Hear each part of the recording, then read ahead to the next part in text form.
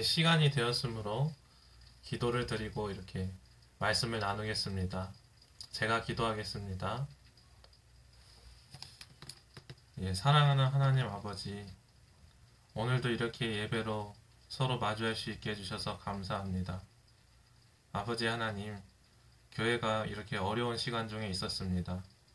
하나님 아버지, 저희의 마음을 항상 지켜주시고 저희의 연약함을 아버지 항상 도와주시고 말씀으로 넉넉하게 마음에 물을 대주셔서 언제나 물된 동산과 같이 하나님께 감사가 넘칠 수 있는 그런 믿음도 허락하여 주시옵소서. 항상 감사드리며 예수 그리스도의 이름으로 기도했습니다. 아멘. 오늘은 이렇게 사사기를 이렇게 같이 나누게 되었습니다.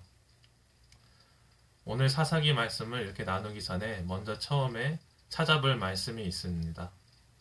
먼저 다 함께 신명기 34장 7절을 함께 펴보시겠습니다. 신명기 34장 7절입니다. 제가 읽겠습니다. 모세가 죽을 때 나이 120세였으나 그의 눈이 흐리지 아니하였고 기력이 쇠하지 아니하였더라. 아멘. 그리고 여호수아서 23장 1절을 보겠습니다. 여호수아서 23장 1절입니다.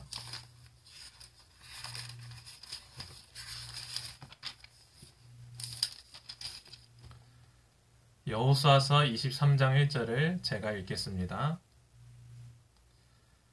여호와께서 주위의 모든 원수들로부터 이스라엘을 쉬게 하신 지 오랜 후에 여호수아가 나이 많아 늙은지라. 아멘.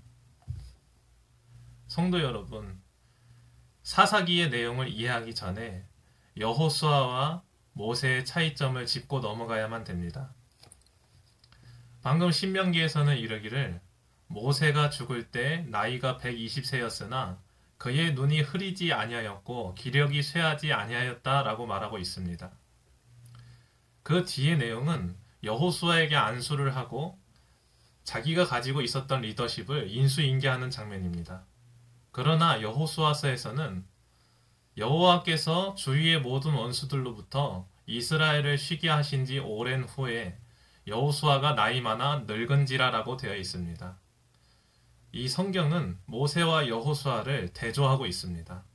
모세는 120세가 되었는데도 늙었다라는 표현을 안 하고 기력도 쇠하지 아니하였고 눈도 흐려지지 않았다 그렇게 얘기하고 있습니다. 그런데 여호수아서는 늙었다라고 얘기하고 있는 것입니다.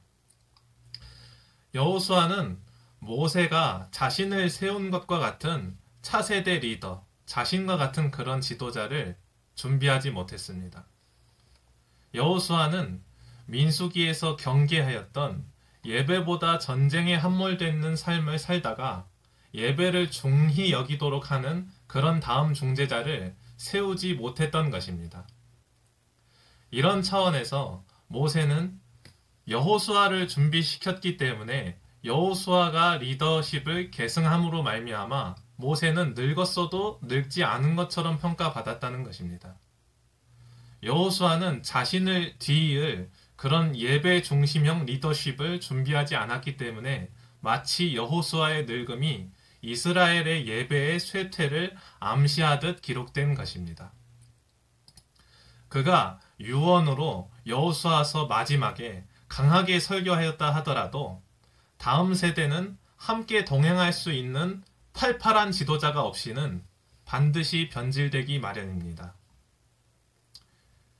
이런 차원에서 사사기는 모세에서 여호수아를 잇는 예배 말씀 중심형 후계자가 없는 상황에서 여호수아를 제외한 동시대 부모들이 자손들에게 인간적인 생각과 뒤섞인 신앙을 물려주어 발생한 어둠의 시대를 보여줍니다. 여호수아는 죽고 모세가 여호수아를 세운 것처럼 그런 지도자를 세우지 못했다라는 것입니다. 그럼 이제 사사기를 시작하겠습니다. 사사기 1장 1절입니다. 사사기 1장 1절을 제가 한번 읽어보겠습니다. 여호수아가 죽은 후에 이스라엘 자손이 여호와께 여쭈어 이르되 우리 가운데 누가 먼저 올라가서 가나안 족속과 싸우리이까? 예. 모세 오경에서 모세가 쓴 그 오경 전체를 보면 설교가 굉장히 많았습니다. 모세는 하나님께 십계명만 전수받은 것이 아니라 이 모든 성경의 척추라고 할 수 있는 오경, 모세 오경까지 기록하였고 신명기는 전체가 한 편의 설교나 마찬가지였습니다. 그러나 양질의 말씀의 설교가 넘쳤던 모세의 때와는 달리 여호수아서의 기록은 대부분 전쟁이었고 그의 말씀에 대한 가르침은 딸랑 여호수아의 후미를 장식할 뿐이었습니다. 심지어 여호수아서에서는 가르치다라는 단어가 등장하지도 않습니다. 하나님의 말씀에 대한 탄탄한 교육의 부재의 결과는 사사기 1장 1절을 방금 읽어보셨다시피 전쟁에 대해서 먼저 하나님께 물어보는 그런 이스라엘의 분위기를 만들고 있는 것입니다. 실상 하나님께서 팔복에서도 이르시기를 마음이 온유한 자에게 기업으로 주실 땅은 하나님의 뜻을 옳게 분별할 마음의 지경이지 정말 부동산 땅의 지경이 아닙니다. 그러나 여호수아서의 죽음 이후 백성들의 모습은 하나님의 뜻을 분별할 마음의 지경, 마음의 땅에 관심을 두지 못하고 주신 땅에 대한 가시적인 정복 이후엔 평안한 장래가 보장될 것이라고 착각하고 있었습니다. 1장 3절을 한번 읽어보시겠습니다. 사사기 1장 3절입니다. 유다가 그의 형제 시므온에게 이르되 내가 제비 뽑아 얻은 땅에 나와 함께 올라가서 라고 기록되어 있습니다. 하나님은 누가 먼저 올라갈까요? 하고 물어봤을 때 유다가 올라갈지니라 하셨습니다. 그러나 유다는 인간적으로 머릿수를 채우기 위해서 지금 시므온과 함께 올라가고 있는 것입니다. 하나님께서는 모세 오경에서도 이르시기를 전쟁은 병마의 많음에 있지 않기 때문에 왕들은 병마를 많이 기르지도 말라고 말씀하셨습니다. 그러나 유다는 시므온과 합리적으로 동행한 것입니다. 이뿐만 아니라 유다의 우두머리나 다름이 없었던 갈렙은 기럇 세벨이라는 곳을 정복할 때에 자신의 딸을 상품으로 걸었습니다. 1장 12절을 한번 보시겠습니다. 1장 12절입니다. 갈렙이 말하기를 기럇 세벨을 쳐서 그것을 점령하는 자에게는 내 딸 악사를 아내로 주리라. 자신의 딸을 상품으로 걸고 겸사겸사 자기 딸의 혼사를 해결하는 일로 보일 수도 있습니다. 그런데 실상 자신의 딸의 신앙 수준은 파악하지 않고 올바른 신앙의 사람에게 인간 중심적 사고방식의 딸을 시집 보내는 일이 되는 것입니다. 1장 15절에서 보면 기럇 세벨을 물리친 그 악사의 남편이 될 온니엘과는 달리 악사가 아버지에게 요구하는 내용이 있습니다. 1장 15절을 한번 읽어보겠습니다. 이르되 내게 복을 주소서 아버지께서 나를 남방으로 보내시니 샘물도 내게 주소서 하매 갈렙이 윗샘과 아랫샘을 그에게 주었더라. 창세기부터 신명기까지를 통틀어서 율법서는 일관적으로 가시적인 풍요가 사람의 신앙의 가시와 올무가 될 수 있음을 계속해서 보여줬습니다. 하나님은 우리가 풍요를 위한 좋은 환경에, 가시적인 환경에 의존하지 않기를 간절히 바라시는 분입니다. 그러나 갈렙은 오늘날의 여느 딸 바보 아버지처럼 딸 악사가 보기에 좋은 것, 악사가 자기에게 필요하다고 생각하는 그런 것을 주기는 하였으나 하나님이 보시기에 악사에게 필요한 신앙의 전수를 제공하지는 못했습니다. 이는 후에 3장에서 온니엘이 악사의 남편 온니엘이 마주하게 되는 큰 전쟁이 된다는 것을 뒤이어 읽어낼 수 있습니다. 이따가 이걸 말씀드리겠습니다. 1, 2장을 우선 전체적으로 간단하게 요약해서 말하면 영적 전쟁보다 가시적인 전쟁을 중히 여겼던 부모 세대로 말미암아 자녀 세대에게 올무와 가시를 남겨줬다는 기록입니다. 영적 전쟁은 자녀와의 피 튀기는 신앙 교육입니다. 그러나 여호수아와 동시대에 있었던 대부분의 부모님들은 그런 가정교육과 예배 중심적인 삶을 뒷전에 두었고 그 결과로 자신들이 중요하게 여겼던 정복전쟁도 올바르게 끝내지 못하고 가시와 올무들을 남겨두게 되었습니다. 그러나 하나님은 부모 교육이 잘 되길 바라셨던 A플랜이 무너졌다고 해서 실패하시지 않습니다. 하나님은 원래 가장 좋은 계획이었던 부모가 자녀를 잘 가르쳐서 가시와 올무가 남지 않게 될 그 다음 후세의 신앙교육, 그 계획은 무너지지 않았습니까? 그 계획은 무너졌는데 그 다음 계획이 있습니다. B플랜. 신앙교육을 제대로 받지 못한 후세들을 위해서 남겨두신 가나안 족속으로 교육시키는 것이 하나님의 B플랜이었습니다. 3장 6절을 한번 읽어보겠습니다. 3장 6절입니다. 그들의 딸들을 맞아 아내로 삼으며 자기 딸들을 그들의 아들들에게 주고 또 그들의 신을 섬겼더라. 아멘. 교육이 없었기 때문에 여호수아서와 사사기 초반에 부모님들의 세대로부터 사사기 시대를 살아갈 이 후세들에게 교육이 없었기 때문에 거룩성을 지키지 못했던 자녀 세대는 당연하게도 주변 족속들과 섞여 살게 되었습니다. 그것은 마치 오늘날과 같은 것입니다. 하나님께서는 지금 우리에게도 마찬가지로 하나님의 자녀들, 신앙의 자녀들이 세속화되지 않기를 간절히 바라십니다. 그러나 배운 것이 없는 자녀들의 가치관이 세상 사람들과 무엇이 달랐겠습니까? 예배 중심의 가치관이 아니라 풍요와 평안 중심, 개인적인 평안 중심의 가치관을 가진 자녀들은 이방신과 하나님과의 구별점을 찾지 못하고 뒤섞인 것입니다.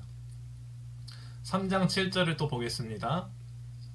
이스라엘 자손이 여호와의 목전에 악을 행하여 자기들의 하나님 여호와를 잊어버리고 바알들과 아세라를 섬긴지라. 여기서 바알과 아세라는, 바알은 밭농사의 번영과 그리고 아세라는 자식농사의 번영의 신들입니다. 가시적인 전쟁, 생계를 유지하는 그런 인생만 주구장창 몰두했던 부모님들에게서 말씀을 배우지 못했기 때문에 그들은 우상을 섬기면서도 문제의식을 갖지 못했던 것입니다. 그래서 하나님께서 이전에 부모 교육이 없기 때문에 그 교육을 대신 시켜주시려고 맴매를 준비하신 것이 가나안 족속이라고 아까 말씀드렸습니다. 이 맴매에 대한 이야기가 3장 8절에 나오고 있습니다. 3장 8절입니다. 여호와께서 이스라엘에게 진노하사 그들을 메소보다미아 왕 구산 리사다임의 손에 파셨으므로 이스라엘 자손이 구산 리사다임을 8년 동안 섬겼더니. 여기서부터 하나님께서 남겨두신 가나안 족속의 특징을 보여주고 있습니다. 이스라엘을 매질하기 위하여 남겨두신 가나안 족속의 1번 타자는 메소보다미아 왕 구산 리사다임인데 히브리어 원문에는 아람 나하라임의 왕 구산 리사다임이라고 기록되어 있습니다. 이 말뜻은 두 강줄기의 아람의 왕 배나 악한 구산입니다. 다시 말씀드리겠습니다. 두 강줄기 아람의 왕 배나 악한 구산이란 뜻이 그 아람 나하라임 구산 리사다임이라는 뜻입니다. 두 강줄기의 왕이랍니다. 두 강줄기 하면 생각나지 않으십니까? 앞서 갈렙에게 악사가 윗셈과 아랫셈을 요구하였습니다. 자기 눈에 보기에 탐나는 것을 요구했고 갈렙은 신중하지 못하게 신앙보다 가시적인 풍요를 딸에게 선사했습니다. 신앙이 우선되지 못하는 풍요는 모두 독이라는 사실을 지금 우리도 반드시 알아야 합니다. 갈렙의 딸 남편이 온니엘입니다. 여기서 등장하는 두 강줄기의 아람의 왕 베나 악한 구사는 사사 온니엘이 처치하게 됩니다. 1번 타자의 이름을 보건대 사사기에 하나님이 가정교육 못 받은 후세들에게 주시는 2번, 3번, 4번 고난의 타자들은 모두 교육 못 받은 자신들보다 배나 악한 자들일 것을 알 수 있습니다. 악사는 쫄쫄쫄 흐르는 윗셈과 아랫셈을 탐한 정도였으나 그들을 매질했던 부산 리사다임은 뭐라고요?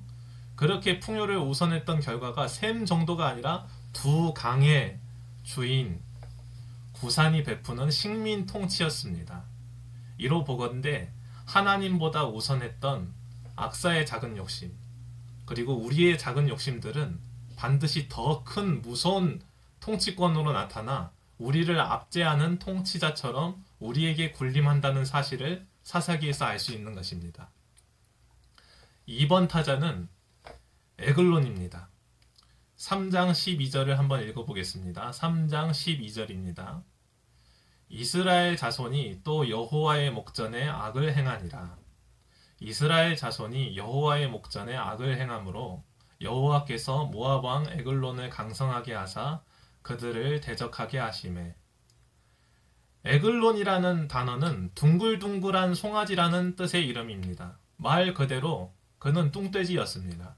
17절을 보시면 공물을 모압 왕 에글론에게 바쳤는데 에글론은 매우 비둔한 자였더라. 이 비둔하다라는 뜻이 뚱뚱하다라는 것입니다. 12절에 이스라엘 자손이 하나님 앞에서 무슨 악을 행했는지 구체적으로 나와 있지는 않습니다. 그러나 아까 1번 타자가 악사의 두 셈과 맞물렸던 것처럼 2번 타자의 이름을 다시 한번 생각해 보면 우리는 이때의 이스라엘이 어떤 악에 빠져 있었는지를 조금 더 알 수 있습니다. 하나님보다 다시 풍요를 탐했다는 것입니다. 풍요를 탐하면 자연히 음식이 하나님보다 더 예배의 대상이 되지 않겠습니까?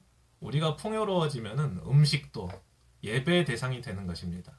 풍요가 나쁜 것은 아니지만 풍요를 통하여 자기가 원하는 것을 예배하는 것은 큰 문제가 됩니다.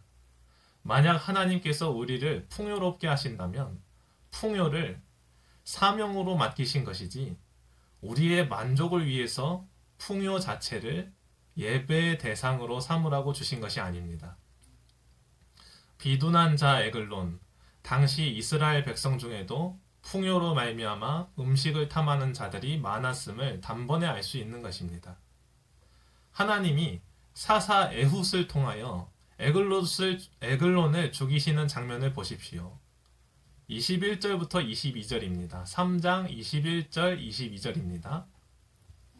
에훗이 왼손을 뻗쳐 그의 오른쪽 허벅지 위에서 칼을 빼어 왕의 몸을 찌르매 칼자루로 나를 따라 들어가서 그 끝이 등 뒤까지 나갔고 그가 칼을 그의 몸에서 빼내지 아니하였으므로 기름이 칼날에 엉켰더라. 아멘. 에훗이 칼로 찔렀는데 몸을 관통했고 몸에서 빼내지 못할 정도로 에글론의 기름이, 뱃살의 기름이 칼에 엉켰습니다. 이로 보건대 하나님께서 이스라엘 백성들이 풍요로 말미암아 탐식하는 것을 싫어하셨다는 것을 알 수 있습니다. 하나님께서는 광야에서 때를 따라 주시는 일용할 양식 만나와 돌에서 나오는 안반수로 이스라엘 자녀들의 식생활을 경건하게 하셨던 것을 우리는 기억할 수 있습니다. 우리들도 카페인 많은 커피와 청량 음료들을 줄이고 생수 마시는 게 좋겠습니다. 기름진 음식들보다 만나와 같은 웰빙 음식, 집밥을 가족에게 강권하는 것은 어떻겠습니까? 3번 타자를 얘기하겠습니다. 사사기의 3번 타자입니다. 1번 타자는 구산 리사다임, 2번 타자는 에글론, 3번 타자는 야빈입니다. 4장 2절을 한번 읽어보겠습니다. 여호와께서 하솔에서 통치하는 가나안 왕 야빈의 손에 그들을 파셨으니 그의 군대 장관은 하롯의 학고임에 거주하는 시스라요. 이 야빈의 이름은 총명하다라는 뜻입니다. 이제 우리는 3번 타자의 이름만 보고도 에훗이 죽은 후에 이스라엘의 행악이 어떤 악행을 했는지를 파악할 수 있습니다. 그 당시 이스라엘은 자신의 지적 능력을 하나님보다 더 신뢰했던 것입니다. 하나님보다 우리의 이성을 신뢰했을 때 우리는 믿음이 아니라 합리적인 행동을 하려고 애쓰게 될 것입니다. 3번 타자 야빈의 군대와 싸우라는 사명을 드보라에게 전달받은 바락을 보면 이렇게 합리성을 추구했던 그 당시 이스라엘의 모습을 알 수 있습니다. 4장 6절부터 9절입니다. 4장 6절부터 9절을 읽어보겠습니다. 4장 6절부터 9절. 너는 납달리 자손과 스불론 자손 10,000명을 거느리고 다볼산으로 가라. 내가 야빈의 군대 장관 시스라와 그의 병거들과 그의 무리를 기손강으로 이끌어 내게 이르게 하고 그를 내 손에 넘겨주리라 하셨느니라. 바락이 그에게 이르되 만일 당신이 나와 함께 가면 내가 가려니와 만일 당신이 나와 함께 가지 아니하면 나도 가지 아니하겠노라 하니 이르되 내가 반드시 너와 함께 가리라. 그러나 네가 이번에 가는 길에서는 영광을 얻지 못하리니 이는 여호와께서 시스라를 여인의 손에 파실 것임이니라 하고 드보라가 일어나 바락과 함께 게데스로 가니라. 아멘. 드보라가 분명히 바락에게 다볼산으로 가라고 사명을 전달했습니다. 근데 이 장소를 이스라엘 지도에서 자세히 보면 올라갔다가는 둘러싸여서 전멸할 수 있는 그런 목숨을 걸어야 되는 올인의 장소입니다. 전쟁에 있어서 아주 난처한 위치, 목숨을 걸어야 하는 곳입니다. 그렇기에 바락은 머리를 굴려서 드보라의 예언을 믿기 위하여 드보라도 따라오라고 말하는 것입니다. 믿음이 아니라 증명을 요구하는 것입니다. 당신이 하나님을 통해 전달한 사명에 대해서 목숨으로 증명하라고 드보라에게 사지로 함께 갈 것을 요구하는 것입니다. 이렇게 바락이 머리를 굴렸기 때문에 드보라는 다시 대답하여 이르기를 하나님이 주시는 승리의 영광이 네 것이 되지 못하고 여자의 것이 될 것이다 라고 말하는 것입니다. 결과적으로 드보라가 준 사명은 하나님께서 주신 사명이었기 때문에 전쟁에서 크게 이겼고 잡았어야 했던 적국의 군대 장관은 바락의 손에 잡히지 못하고 도망갔습니다. 야빈, 총명함이라는 왕의 군대 장관 시스라의 최후를 같이 보시겠습니다. 시스라는 4장 21절에서 어떻게 죽는지 나와 있습니다. 4장 21절을 함께 읽어보겠습니다. 그가 깊이 잠드니 헤벨의 아내 야엘이 장막 말뚝을 가지고 손에 방망이를 들고 그에게로 가만히 가서 말뚝을 그의 관자놀이에 박음에 말뚝이 꿰뚫고 땅에 박히니 그가 기절하여 죽으니라. 지금 시스라가 어디가 뚫려서 죽지요? 아까 뚱뚱한 에글론은 몸이 뚫려서 죽었고 그리고 시스라, 총명함의 왕 그의 군대 장관 시스라는 관자놀이가 말뚝으로 꿰뚫려서 죽었습니다. 이 야엘이 군대 장관 시스라를 안정시켜 재우고 난 뒤 그 머리에 텐트 치는 말뚝을 가지고 망치로 두들겼던 것입니다. 우리는 앞서 3번 타자의 이름은 야빈, 총명함이라고 말했습니다. 총명함의 군대 장관이 어떻게 죽었는지 한번 잘 생각해 보시길 바랍니다. 머리가 박살나서 죽지 않았습니까? 하나님께서는 이 세 번째 타자를 통해서 이스라엘과 우리가 우리의 지혜나 우리의 명철을 신뢰하지 않기를 바라신다라는 것을 드러내어 알리시는 것입니다. 2번 타자 비둔한 에글론은 배가 찔려 죽었고 3번 타자 총명한 야빈의 군대 장관은 머리가 꿰뚫려 죽었습니다. 하나님은 사람의 지혜를 어리석다 하십니다. 하나님의 어리석음이 사람의 지혜보다 낮고 하나님의 약함이 사람의 강함보다 강하다 하셨습니다. 하나님 앞에서 우리의 생각을 신뢰하는 것은 창조주 앞에서 진흙이 우쭐대는 것입니다.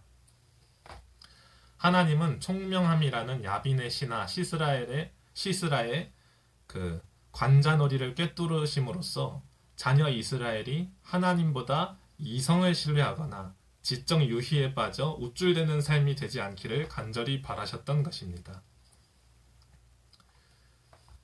다시 한번 보겠습니다. 1번 타자는 이스라엘 자신들보다 배나 악한 구산, 두 강줄기의 왕 구산, 그리고 2번 타자는 뚱뚱한 에글론, 그리고 3번 타자는 총명함이라는 뜻의 야빈이었습니다. 이후 순번의 타자들은 어떤 한 이름으로 특정하지 않기 시작합니다. 6장 1절입니다. 6장 1절을 함께 읽어보겠습니다. 이스라엘 자손이 또 여호와의 목전에 악을 행하였으므로 여호와께서 7년 동안 그들을 미디안의 손에 넘겨주시니. 미디안이라는 뜻은 떠들썩하다, 싸우다라는 뜻을 가진 나라 이름입니다. 성경은 우리가 우리의 욕심을 섬기며 우상 숭배가 우리 마음에 많아지면 하나님께서 그것을 요란하고 시끄럽다라고 기록합니다. 에스겔서 5장 7절을 한번 찾아보시겠습니다. 에스겔서 5장 7절입니다.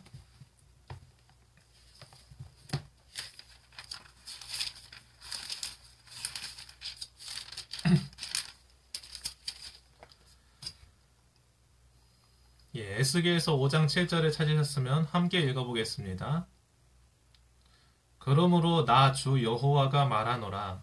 너희 요란함이 너희를 둘러싸고 있는 이방인들보다 더하여 내 율례를 행하지 아니하며 내 규례를 지키지 아니하고 너희를 둘러있는 이방인들의 규례대로도 행하지 아니하였느니라. 아멘. 하나님께서 이스라엘 백성들에게 너희의 요란함이 너무 심하다. 너네 시끄럽다. 근데 그것을 뭐와 연결시키십니까? 나의 규례대로도 이방인들의 규례대로도 살지 못하고 질서 없이 산다. 하나님께서는 하나님의 말씀에 따라서 살지 않으면 그 사람들을 요란하고 시끄럽다고 표현하는 것을 여기서 볼 수 있습니다. 모세와 시편과 이사야 이런 선지자들 모두는 우리더러 잠잠히 하나님을 신뢰하고 조용할 것을 말하고 있습니다. 조용함은 그냥 소리를 안 내는 것이 아니라 하나님의 말씀을 향하여 욕심 때문에 어지럽게 갈등하지 않는 이 어지럽게 갈등하지 않는 마음의 태도를 하나님께서 원하시는 조용함이라고 성경은 말하는 것입니다. 그렇기에 우리는 자주 찬양하여 이르기를 나의 영혼이 잠잠히 하나님만 바라며 라고 이런 찬양 좋아하시죠? 이렇게 우리 영혼이 잠잠하다라는 것은 하나님 말씀 앞에서 순종할 때에 별다른 갈등 없이 말대꾸 없이 머리를 굴림이 없이 그냥 순복하는 마음의 태도를 하나님께서 성경을 통해서 설명하시는 것입니다. 지금 사사기를 이렇게 나누면 다 끝내지 못할 것입니다. 기드온이 맞서 싸우는 4번 타자부터는 우리 성도 여러분들께서 상세히 묵상해 보시기를 바랍니다. 이제 저는 사사기 전체를 총괄할 수 있는 삼손과 들릴라 이야기를 마지막으로 나누려고 합니다. 삼손과 들릴라 이야기는 사사기 전체를 총괄하는 그런 중요한 부분이기 때문입니다. 사사기 16장 4절을 한번 같이 펴시겠습니다. 사사기 16장 4절입니다. 제가 읽겠습니다. 이후에 삼손이 소렉 골짜기에 들릴라라 이름하는 여인을 사랑하매. 삼손이 소렉 골짜기에 들릴라라 이름하는 여인을 사랑하매라고 기록되어 있습니다. 이 들릴라를 사랑한다는 이 사건이 어떤 사건 이후인지를 조금 앞선 기록을 요약하겠습니다. 삼손은 태어나면서부터 나실인입니다. 이 앞선 기록에 나타난 삼손의 모든 행동, 블레셋을 처단하고 이스라엘을 구원하려는 하나님의 구원 사역들이 있었습니다. 그가 부모가 반대하는 블레셋 여인을 아내로 맞이하려는 장면도 있었고, 혼인잔치에서 수수께끼를 내는 일로 시작하여 블레셋 전체를 적으로 돌려 싸우는 그런 사건도 앞서서 있었습니다. 그러나 이런 일들에 나타난 하나님의 손길을 알아보지 못하고 이스라엘 백성 중 가장 용감하다고도 할 수 있는 유다 족속이 삼손을 잡아다가 밧줄로 꽁꽁 묶어 블레셋에게 넘겨주는 사건이 이 들릴라를 만나기 전에 있습니다. 이 정도로 삼손이 하나님과 동행할 당시에는 식민 통치에 젖어든 이스라엘에 만연한 노예 근성이 가장 용감한 갈렙이 속했던 유다 족속까지도 자신들의 사역자를 팔아먹는 그런 변질된 마음으로 전락해버린 것입니다. 삼손은 사역하면서 사실 가장 의지할 만한 대상이 되었어야 했던 지파는 믿음의 지파 유다 족속이었을 것입니다. 그런데 그런 유다 족속에게 잡혀서 블레셋에게 넘겨졌을 때 여기서 이런 장면이 있습니다. 나귀 턱뼈로 1000명을 죽이고 목이 말라 하나님께 부르짖어 하나님께서 주신 물을 마시고 정신을 차렸습니다. 삼손의 어떤 전쟁도 어떤 지파도 도와주지 못하는 그런 고독한 전쟁을 펼쳤던 것을 볼 수 있는 것입니다. 그래서 삼손의 사역은 전체적으로 매우 외로웠습니다. 이전 사사들은 존경의 분위기라도 있었습니다. 막 기드온을 추앙하고 드보라와 바락이 막 찬양하고 온니엘은 막 이렇게 평안하게 또 살고 그런 분위기가 있었습니다. 마치 옛날 목사님들은 엄청나게 그렇게 막 추앙받지 않습니까? 그런 것처럼 옛날 사사들은 그런 추앙받는 분위기라도 있었습니다. 그러나 삼손은 자신이 하나님과 함께하는 사역을 알아봐주는 사람이 아무도 없었습니다. 혼자서 신앙생활을 할 수 있는 사람은 매우 드뭅니다. 그렇기에 사역자가 성도들을 돌볼지라도 형제된 성도들은 사역자를 돌보도록 하나님께서 우리에게 교회를 주신 것입니다. 말씀으로 봉사하는 사역자가 근심으로 하게 하지 말라고까지 구체적으로 성경에 기록되어 있으며 가르침을 받는 자는 가르치는 자와 모든 좋은 것을 함께 나누라고 기록되어 있을 정도로 사역자와 다른 구성원들은 견제의 관계가 아니라 사랑으로 상생하는 인격적인 관계입니다. 삼손을 모태에서부터 하나님께서 구별하신 이유는 하나님께서는 그 시대를 아셨기 때문입니다. 삼손이 사역을 하면서 의탁할 만한 어떤 사람도 없는 시대에 삼손이 사사로 활동할 것을 아셨기 때문입니다. 16장 1절부터 3절을 함께 읽어보겠습니다. 16장 1절부터 3절입니다. 삼손이 가사에 가서 거기서 한 기생을 보고 그에게로 들어갔더니 가사 사람들에게 삼손이 왔다고 알려지매 그들이 곧 그를 애워싸고 밤새도록 조용히 하며 이르기를 새벽이 되거든 그를 죽이리라 하였더라. 삼손이 밤중까지 누워있다가 그 밤중에 일어나 성 문짝들과 두 문설주와 문빗장을 빼어가지고 그것을 모두 어깨에 메고 헤브론 앞산 꼭대기로 가니라. 블레셋 사람들이 자기들의 성문에 매복하여 삼손을 죽이려 할 때 삼손은 아예 그 블레셋 성 문짝과 기둥을 뽑아다가 헤브론 앞산 꼭대기로 갑니다. 헤브론은 성경을 자세히 보면 유다의 지역입니다. 유다가 볼 수 있는 지역에 블레셋 성문을 갖다 놓는 이 삼손의 행동은 극한까지 다다른 삼손의 외로움을 격렬히 표현하며 시위하는 것입니다. 삼손은 마치 이렇게 말하는 것과 같습니다. 나를 잡아다가 블레셋에게 넘겨준 유다 족속아, 너희가 그러고도 믿음의 선진 갈렙이 속한 지파라 말할 수 있느냐? 블레셋의 통치가 그렇게 달가우냐? 내가 블레셋을 무찌른 것이 너희의 믿음의 자존심을 살려줌이 아니더냐? 그런 마음으로 삼손은 헤브론 앞산 꼭대기에 블레셋의 그 성문을 갖다가 이렇게 너네의 성문인가 보다 하고 세워두는 것을 볼 수 있었던 것입니다.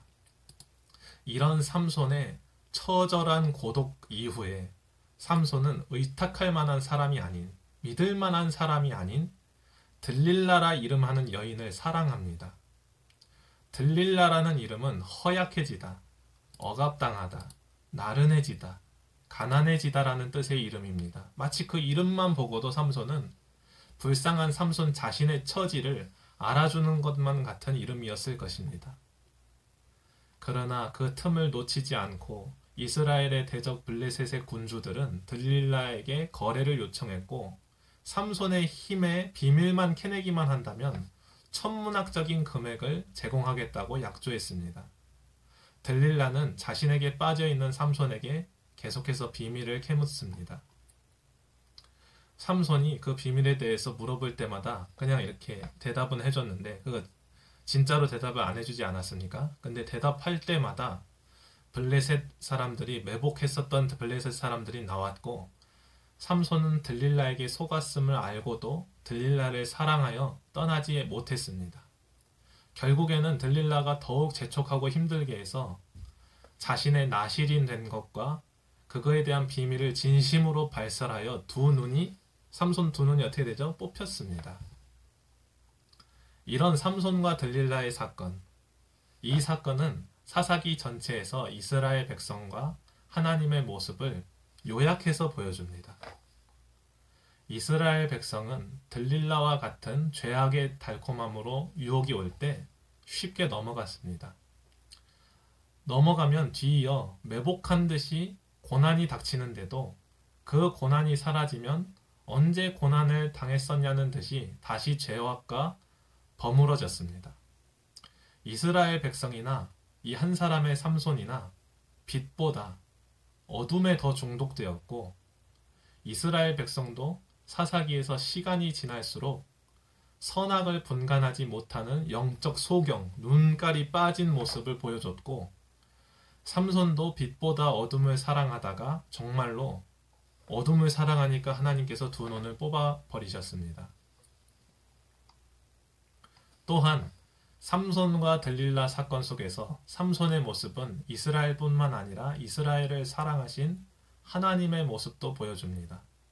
하나님은 삼손처럼 들릴라와 같은 이스라엘을 떠나지 않으셨습니다.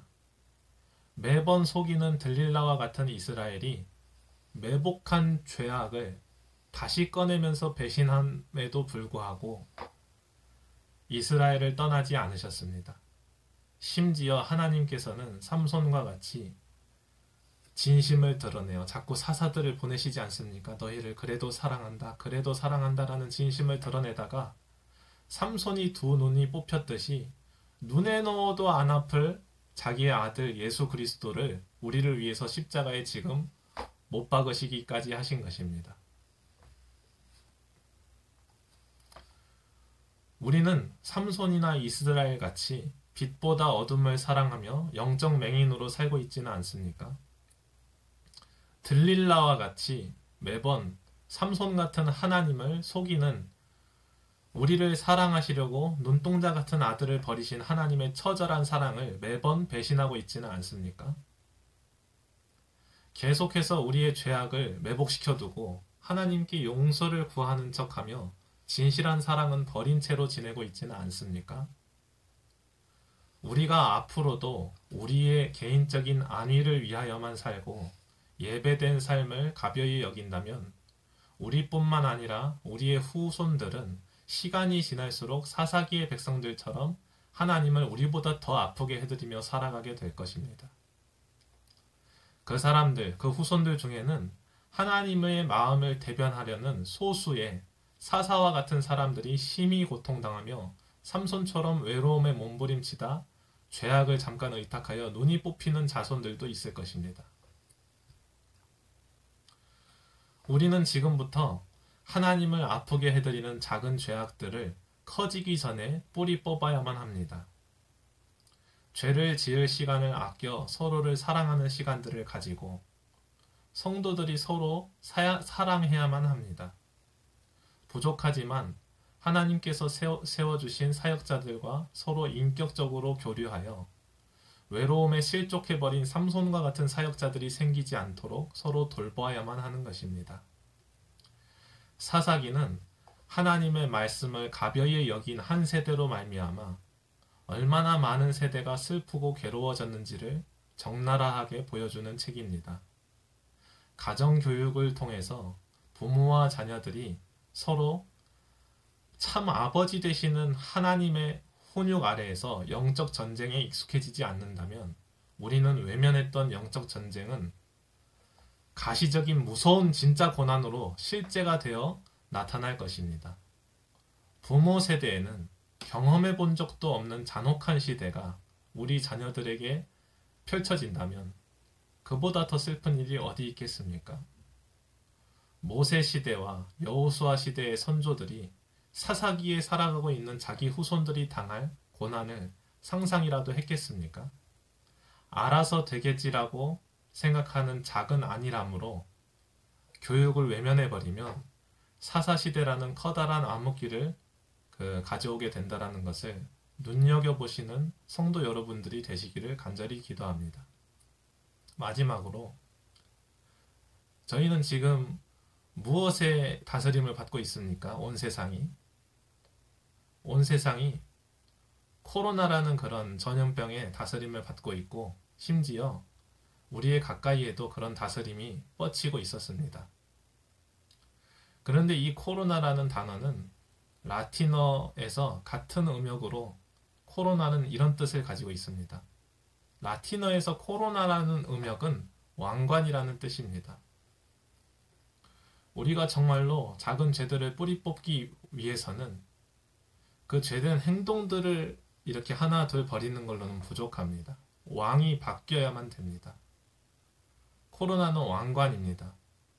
우리 마음의 왕관을 하나님께 씌워드리지 않으면, 그 왕관을 내가 쓰면 이렇게 코로나 같은 것이 오는 것입니다. 이런 것들이 다 우리가 하나님을 왕으로 모시지 않은 것에 대한 결과입니다. 그렇기 때문에 우리도 사사시대처럼 이런 이방 왕과 같은 질병들, 여러 문제들이 우리를 다스리지 못하도록 하나님께 진심으로 나아가서 하나님께 왕관을 던지고 하나님께 왕관을 내어놓고 살아가야 될 것입니다. 제가 기도하고 예배를 마치겠습니다. 사랑하는 하나님 아버지, 감사합니다. 저희도 이렇게 사사시대를 방불케 하는 그런 하루하루를 살아가고 있습니다. 하나님 아버지, 아버지께서 이 세상의 많은 문제들과 혹은 사람을 통해서 말로 알아듣지 못하는 하나님의 백성들에게는 고난으로 주시는 줄을 압니다. 아버지, 그래도 하나님께서 저희를 사랑하사 이 사람 저 사람 세우셔서 사사처럼 세우셔서 저희 대신해서 고독하게 하시고 우리 대신해서 이렇게 외롭게 하시는 줄을 깨닫게 하여 주시옵소서. 교회에 있는 우리들이 서로 사랑하면서 이 사사시대와 같은 이런 시대가 마치 다윗 왕이 잘 다스리던 시대와 같이 회복될 수 있도록 도와주시고, 세상과 교회가 구별되어 세속화되지 않는 그런 교회가 될 수 있도록 저희를 지켜 보호하여 주시옵소서. 항상 감사드리며 예수 그리스도의 이름으로 기도했습니다. 아멘.